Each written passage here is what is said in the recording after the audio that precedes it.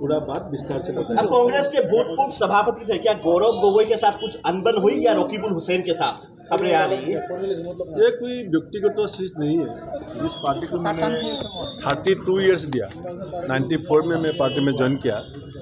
ये सिद्धांत कोई सिर्फ व्यक्तिगत नहीं हो सकता है। पार्टी का भविष्य को लेकर चिंतित है।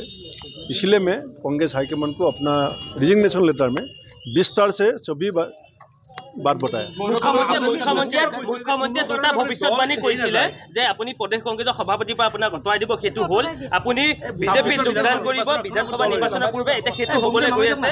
মুখ্যমন্ত্ৰীয়ে কোৱা কথা গোটেইখিনি এনেকুৱা ধৰণৰ ফলিয়াই গৈ আছে, হয়তো এইটো কেনেবাকে এইটো আপোনাৰ কি ভাবে কি বিষয়টো ভৱিষ্যতবাণীটোক লৈ মইতো যিলৈকে ক'ব পাৰি কৈ দিছোঁ আপোনালোকক। তাৰ পাছৰখিনি আপোনালোকে নিজে নিজে এনালাইচিছ কৰক, মইতো বাধা কৰা নাই। কিন্তু মই যি কৰিম বা মই যি ভাবি আছোঁ, মই যি কৰিবলৈ গৈ আছোঁ, মই চব আপোনালোকক ক'ম। মইতো নলুকাওঁ আৰু মই পলাই একো কাম নকৰোঁ। মই ৰিজিগনেশ্যন দিছোঁ, লুকুৱাইছোঁ নেকি? মই লুকুৱাটো নাই, মনে মনে কৰা নাই। আৰু মোক কোনো দলে এতিয়ালৈকে প্ৰস্তাৱ দিয়া নাই।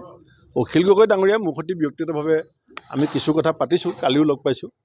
কিন্তু এনেকুৱা ৰাজহুৱা কোনো দলে বা আনুষ্ঠানিক মোক কোৱা নাই যে আপুনি, কিন্তু এইটো কথা ঠিক যে মই ৰাজনীতিৰ পৰা সন্ন্যাস ল'বৰ কাৰণে সিদ্ধান্ত লোৱা নাই। কিন্তু বিজেপি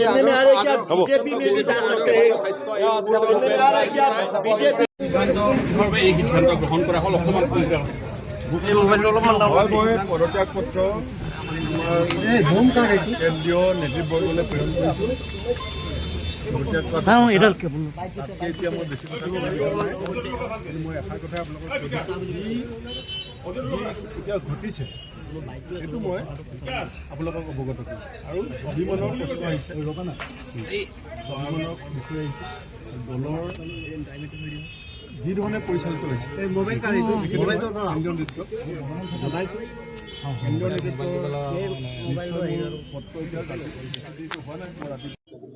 8 বজাত পদত্যাগ পত্ৰ প্ৰেৰণ কৰিছোঁ। গতিকে আৰু যিখিনি ক'বলগীয়া থাকিব আপোনালোকক মই পৰৱৰ্তী সময়ত নিজে মাতি আনি পেলাই ক'ম। মানে কেনেকুৱা বিষয়বিলাক আপুনি সন্নিৱিষ্ট কৰিছে সেই পত্ৰখনত? মানে আপোনাৰ ক্ষোভটো কি আছিলে? ৰাজনীতিটো কৰিমেই, ৰাজনীতিৰ পৰাতো সন্ন্যাস লোৱা প্ৰশ্ন আহিব নোৱাৰে। কিন্তু মই এতিয়া সদ্যহতে পদত্যাগ যে কৰিছোঁ সেইটো মই আপোনালোকক জনাইছোঁ। মানে বিজেপি যোগদান কৰিব অমিত শ্বাহৰ উপস্থিতিত, এনেকুৱা কিছুমান কথাও কিন্তু বিজেপিৰ মন্ত্ৰী বিধায়কসকলে দাবী কৰিছে। আনহাতে আঞ্চলিক ৰাজনৈতিক দলতো যোগদান কৰাৰ কথা এটা ওলাই আছে। কোনটো কথা আচলতে সঁচা, প্ৰকৃত সত্য কোনটো? যিটো সঁচা কথা হ'ব এইটো মই আপোনালোকক কৈ দিম। মানে দলৰ আটাইতকৈ বেয়া সময়ত আপুনি দলৰ নেতৃত্ব দিছিলে, সংগঠনটো ধৰি ৰাখিছিলে। গতিকে যেতিয়াই সেই সময়ছোৱাত আপোনাক একাষৰীয়া কৰা হৈছে, পোনপটীয়াভাৱে এই কথাবিলাক ৰাইজে অনুমান কৰিছে। নাই, মোক একাষৰীয়া কৰাটো এটা বেলেগ কথা।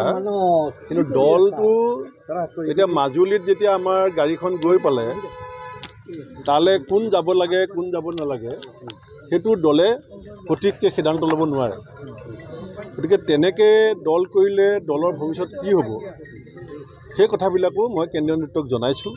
কেন্দ্ৰীয় নেতৃত্বই কি চিন্তা কৰিব তাৰপিছত মই আপোনালোকক জনাইছোঁ। ৰকিবুল হুছেইনক দায়িত্ব দিয়াৰ পিছত এনেকুৱা এটা সমস্যা আহিলে য'ত ৰকিবুল হুছেইন এণ্ট্ৰি হ'ল। গতিকে তাতো এটা অংক হৈছে উজনিৰ অসমৰ আসন ভাগ বতৰা কৰিব ৰকিবুল হুছেইনে। সেইটোতো সকলোৱে জানে, গোটেই সংবাদ মাধ্যমে চবেই জানে চব কথা।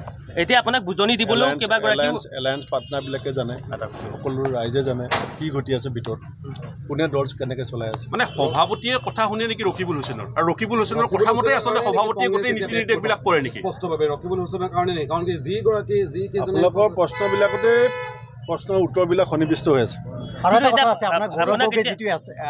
পাকিস্তান লিংকৰ কথা তেওঁ স্পষ্টভাৱে অসমৰ জনগণক তেওঁ দাঙি ধৰিব নোৱাৰিলে, সেইটো এটা আপোনাৰ বুলি আমি গম পাইছোঁ।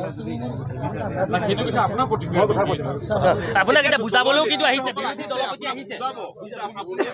দলপতি, অকল দলপতিয়ে নহয় মোৰ ককায়ো হয়। আমি ৰাজনীতি কৰিলোঁ বুলি অকল যে পদমৰ্যাদাৰ জৰিয়তে আমাৰ সম্বন্ধ এনেকুৱা নহয়। এতিয়া এখেতসকলো আহিছে আমাৰ এটা একেলগে, এতিয়া আপোনালোক সাংবাদিকসকলৰ মাজত একেলগে যেতিয়া কাম কৰি থাকে আপোনালোকৰ মাজতো এটা সম্বন্ধ গঢ়ি উঠে। এতিয়া সেইকাৰণে সকলো আহিব পাৰে, অহাত কি অসুবিধা আছে? মানে কোন ভৱিষ্যত ৰাজনীতি কোন দলত হ'ব পাৰে সেইটো কাৰণ বিজেপিয়ে কৈছে ৰাজ্যৰ দলৰ পৰা। প্ৰথম আপোনাকে জানো আপুনি বিজেপিৰ আদৰ্শ